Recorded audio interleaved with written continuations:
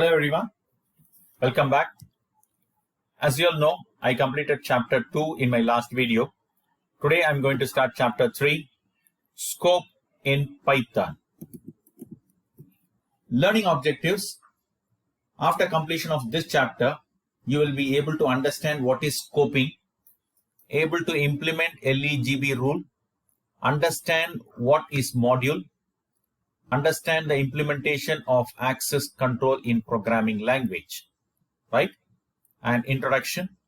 Before starting introduction, normally when we write any program, the program will have many variables, constants, loops, functions, arguments, with parameter, without parameter, etc. So when we use a particular variable, it is considered as global scope. Global means that variable can be accessed anywhere within the program. If you access a particular variable anywhere within the program, you can change that variable. That means the value stored in that variable anywhere within the program. So you cannot achieve data abstraction. Data abstraction, last chapter you learned, right? So you need scope. Okay, now we will see what is scope. Scope refers to the visibility of the variable, parameters, functions in one part of the program to another part of the same program. Visibility means accessibility. Okay, in other words, which part of your program can see or use it. Okay, so you should limit the variable access. Then only you can achieve data abstraction. Right? Normally, every variable defined in a program has global scope. Just now I told you. Right? Once defined, every part of your program can access that variable. But it is good practice to limit a variable scope to a single definition. That means you should limit the scope of the variable. Which part of the variable should be used by which function. Okay, this way changes inside the function cannot affect the variable on the outside of the function in unexpected way. Right? Now you understood? Right, we will see the next topic. Variable scope. To understand the scope of variables in a programming language, it is important to learn about what variables are. I think you all know what are variables, right? Variables are a named memory block which is used to store values in the memory location, right? Here you can see the example. A is equal to 5. A is nothing but a variable. 5 is nothing but constant or object or instance, right? Essentially, they are addresses to an object in memory. Object is nothing but value. Addresses are also called as references or pointers, right? When you assign a variable with equal to sign, colon equal to sign to an instance or object, you are binding or mapping the variable to that instant, right? This you already learned in chapter 1, function specification. Do you remember? There you learned A colon equal to 24. That is 24 is bounded to A, right? So same thing, right? Here it is called mapping, binding or mapping the variable to that instance. Fine. Multiple variables can be mapped to the same instance. Multiple variables can be mapped to the same instance, right? Note, the process of binding a variable name with an object is called mapping. Equal to sign is used in a programming language to map the variable and object. Already I explained A is equal to 5. That means 5 is stored in A. Equal to sign is used for binding, right? See here. Understood? Right. Now programming languages keep track of all these mapping with namespace. That means, what do you mean by namespace? Namespace are the container for mapping names of variable to objects. Okay. So mapping is nothing but, what is mapping? Mapping is nothing but process of binding a variable name with an object, right? What are namespace? Namespace are containers for mapping names of variable to objects, right? So in a program, we may use many variables, objects, etc. So which object is assigned to which variable should be recorded. Okay, that recording is called namespace. Now you understood? They are given one examples. See here. You can think of them as dictionaries containing a list of words and its meaning. So you all know about dictionaries, right? Same way, mapping the value to the variable will be stored or recorded is called namespace, right? The words are mapped with its meaning in dictionaries, whereas names are mapped with objects in programming language. Now you understood?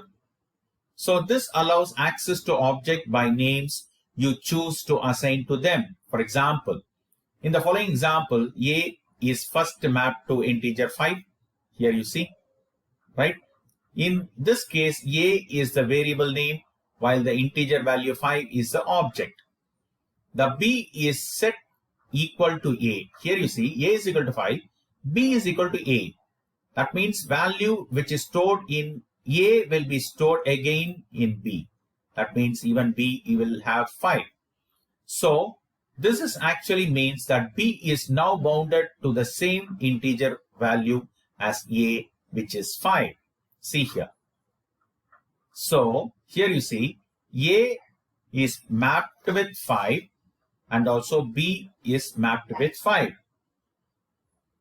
Understood? Now consider the following extension of the above statement. A is equal to 5, B is equal to A. That means the value which is stored in A will be stored again in B. That means both will be mapped. A also will be mapped with 5, B also will be mapped with 5. And here you see A is equal to 3. Now you are changing A value. You are changing A value. Before both A and B value was 5. Now you are changing A is equal to 3. That means, see here, A will be mapped with 3 because you already changed here. Okay, so if you then change A to be equal to 3, a bundling program might expect B also be equal to 3. No, because already clearly you mentioned B is equal to A. Previously, A was having 5, so 5 will be stored in B. Afterwards only you are storing A is equal to 3. So already B is having 5. So it is not changed. Right? Now you understood. So, but that is not the case. B is still mapped to the integer value of 5. So the only thing that changed is A, which is now mapped to the integer value 3. All these things, all the mapping will be stored in namespace. Understood? Will be recorded. That means mapping after changing the value of this thing. You see here, A is mapped to 3 and B is mapped to 5. Is it clear? Understood now, everyone? So the scope of a variable is that part of the code where it is visible. That is called scope. Actually, to refer to it, you don't need to use any prefix. Then let us take an example. This is function. You already learned in C++, right? A is equal to 7. Now here, if A is declared outside, see here, A is declared inside the function. Suppose if A is declared outside the function, it will give error if you call it. When you try to display the value of A outside the procedure, the program flags the error name A is not defined. This is because the lifetime of a variable is only till the end of the procedure. That means, see here, A is equal to 7. Once the control is out of this function, the lifetime of 7 will not be there in the memory. That means it will be erased. That is called lifetime, right? So also the duration of which the variable is alive is called its lifetime. Is it clear, children? Understood now? The scope and other things, right? Now we will see LEGB rule. that is scope also defines the order in which the variable have to be mapped to the object in order to obtain the value. Let us take a simple example as shown below, and here print x is missing, so change it in your textbook. See here, x is equal to outer x variable, print x, and here display function. X is equal to inner variable, inner x variable. Here, even though you used same variable, but you used in different position. This is global declaration. This is local declaration. Always remember, I think even last year I explained very clearly, when you declare any variable above the function is considered as global declaration, right? When you declare any variable inside the function is called function scope, right? Or local scope, right? Display function, x is equal to inner x variable, print x display, right? Now you're calling this display, right? Now this display will call this, right? And first it will print x. What is there? Print x. It will be printed first. That's why outside x variable. Now after printing this only, this is called, right? And display. Now the control goes inside and it will print x, inner x variable. So first global declaration variable will be printed, and then the local inside variable will be declared. See, when the above statement are executed, the statement 4 and 5 displays the result as outer x variable, inner x variable. Is it clear? Right? The above statement gives different outputs because the same variable name x resides in different scopes. That's what I told you. Okay. First one is outer scope. That is, outer x variable is declared in global scope and inner x variable is declared inside the function. That's why local scope, right? So different, one inside the function display and the other is upper level. The value outer x variable is printed when x is referred outside the function definition, whereas when display gets executed, inner x variable is printed, which is the x variable value inside the function definition. From the above example, we can guess that there is a rule followed in order to decide from which scope a variable has to be picked. So the LEGB rule is used to decide the order in which the scope are to be searched for scope resolution. The scope are listed below in terms of hierarchy, that is highest to lowest, and first is local scope defined inside the function class. Second is enclosed scope defined inside the enclosed function, that is nested function. Okay, like nested if, nested for, nested loop, like that. Global defines at the upper level. Global is defined upper level, and built-in reserved names in built-in function modules, right? All these things we are going to see. And see, this is the pictorial representation. This is local scope, right? And this is enclosed scope, and this is global scope, and this is built-in scope. Now, here if you see the visibility, local scope, the variable declared within this will be accessed only here. Enclosed scope, the variable declared here can be accessed here as well as local. Global, variable declared here can be accessed inside enclosed as well as local. Built-in scope, inside global, enclosed, and local. Understood? Okay, next topic is types of variable scope. So there are 4 types of variable scope. Let's discuss them one by one. First is local scope. Local scope refers to the variable defined in current function. Always a function will first look up for a variable name inside its local scope. Only if it does not find it there, the outer scope are checked. That means here you see display a is equal to 7, print a. So value is present inside the local scope itself. So it will print 7 here, right? How it will call? Display is a function, a is equal to 7, print a. Now you're calling the function will be called and the control will go inside. 7 will be stored in a, print a, 7 will be printed. Any doubt? On execution of the above code, the variable a display the value 7 because it is defined and available in the local scope. Next is global scope. A variable which is declared outside of all the function in a program is known as global variable. Already we discussed, right? This means a global variable can be accessed inside or outside of all the functions in a program. Consider the following example.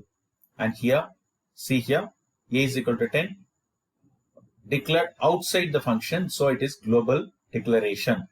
Okay, display function, inside a is equal to 7, print a, and this you're calling the function display. See here, display, and it will go inside. 7 is stored in a, print a means it will print 7, right? And then outside, print a. So this print, here you see a is equal to 10. Globally you have declared. So this print a will print 10. That's what, see here. This is local and this is global. When you declare any variable outside the function, that is above the function, is considered as global declaration. Here you change it, display, not display 1. Okay. On execution of above code, the variable a, which is defined inside the function, variable a, which is defined inside the function, displays the value 7 for the function called display. You're calling this, right? And then it displays 10. Why? Because a is defined in global scope. So 10 is printed. Is it clear? Right? Next is enclosed scope. All the programming languages permit functions to be nested, like nested if, nested for, nested loop, like that, nested function. Okay. The function method in another function is called nested function. A variable which is declared inside a function which contains another function definition within it. The inner function can also access the variable of outside function. This scope is called enclosed scope. Okay. When a compiler or interpreter search for a variable in a program, it first search a local and then search enclosed scope. Consider the following example. We will see the example now. Here you see. So this is local scope. Okay. And this is enclosed scope. And this is global scope. Okay. Now here you see. This one is calling this function. This, right? A is equal to 10. Fine. And here you see inside this one print a. And here there is no value for a. So what it will do? It will go out just above the scope. Here you see. A variable which is declared inside a function which contains another function definition within it. The inner function can also access the variable of outside function. Okay. So inner function can also access the variable from outside function. So a is equal to 10. Print a. So 10 is printed. Again, this one, print a. Now this will take this value again. Already it's say a is equal to 10. So again it will print 10. Fine. Now see the explanation. In the above example, display 1 is defined within disk. Display 1 is defined within disk, right? The variable a defined in disk function can be even used by disk 1 because it is also a member of disk. See here. See, this one is member of disk. See, this you're calling here, right? So all disk 1, this disk 1, this is local, this is enclosed. Both comes under disk function. Understood? Last one is built-in scope.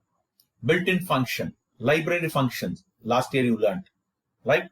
Library functions in C++. Finally, we discuss about the widest scope. The built-in scope has all the names that are pre-loaded into the program scope when we start the compiler or interpreter. Any variable or module which is defined in the library functions of a programming language has a built-in or module scope. They are loaded as soon as the library files are imported to the program. Now here you see built-in functions. Can you name any built-in functions last year what you learned?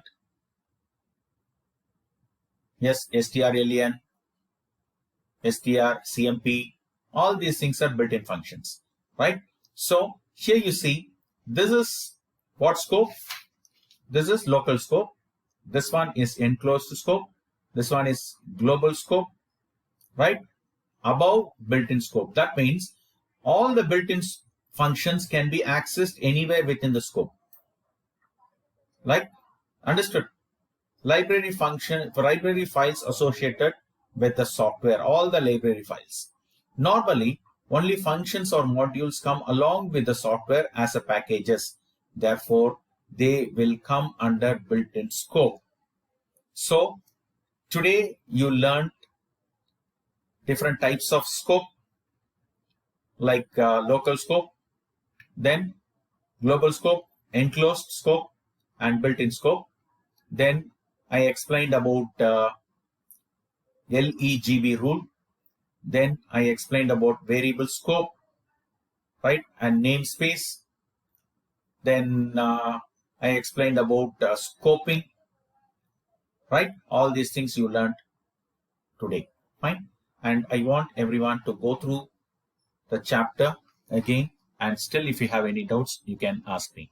Okay, children? See you. Bye. Thank you.